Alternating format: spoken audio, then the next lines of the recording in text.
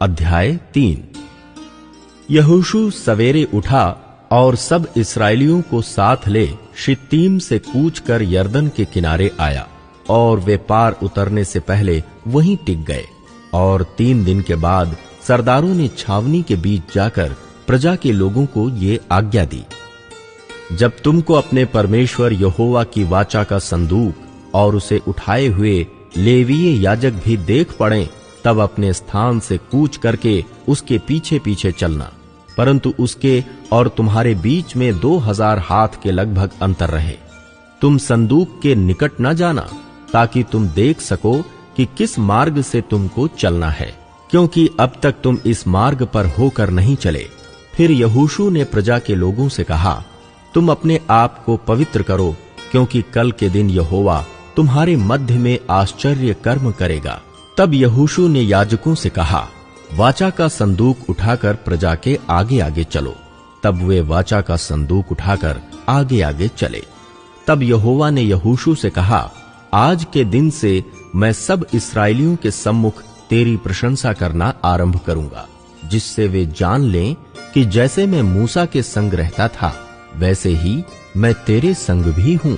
और तू वाचा के संदूक के उठाने वाले याजकों को ये आज्ञा दे, जब तुम यरदन के जल के किनारे पहुंचो, तब यरदन में खड़े रहना।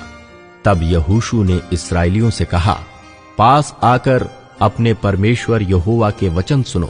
और यहोशू कहने लगा, इससे तुम जान लोगे कि जीवित ईश्वर तुम्हारे मध्य में है, और वो तुम्हारे सामने से निसंदेह कनानियों, हित्तियों, हिब्बियों, परज्जियों, गिरगाशियों, एमोरियों और यबूसियों को उनके देश में से निकाल देगा। सुनो, पृथ्वी भर के प्रभु की वाचा का संदूक तुम्हारे आगे आगे यरदन में जाने पर है। इसलिए अब इस्राएल के गोत्रों में से 12 पुरुषों को चुन लो, वे एक एक गोत्र में से एक पुरुष हों। और जिस समय पृथ्वी भर के प्रभु यहोवा की वाचा का संदूक उठाने वाले याजकों के पांव यरदन के जल में पड़ेंगे, उस समय यरदन का ऊपर से बहता हुआ जल थम जाएगा और ढेर होकर ठहरा रहेगा।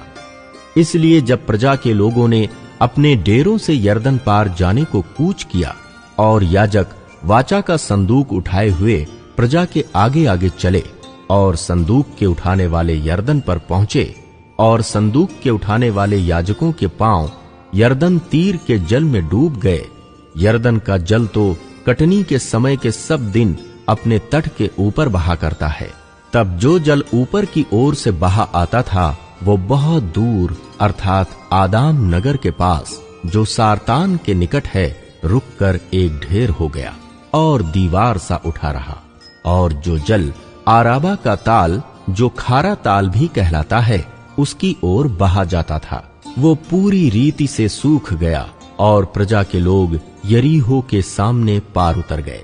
और याजक यहोवा की वाचा का संदूक उठाए हुए यरदन के बीचों बीच पहुंचकर स्थल पर स्थिर खड़े रहे, और सब इस्राएली स्थल ही स्थल पार उतरते रहे। अंत में उस सारी जाति के लोग यरदन पार हो गए।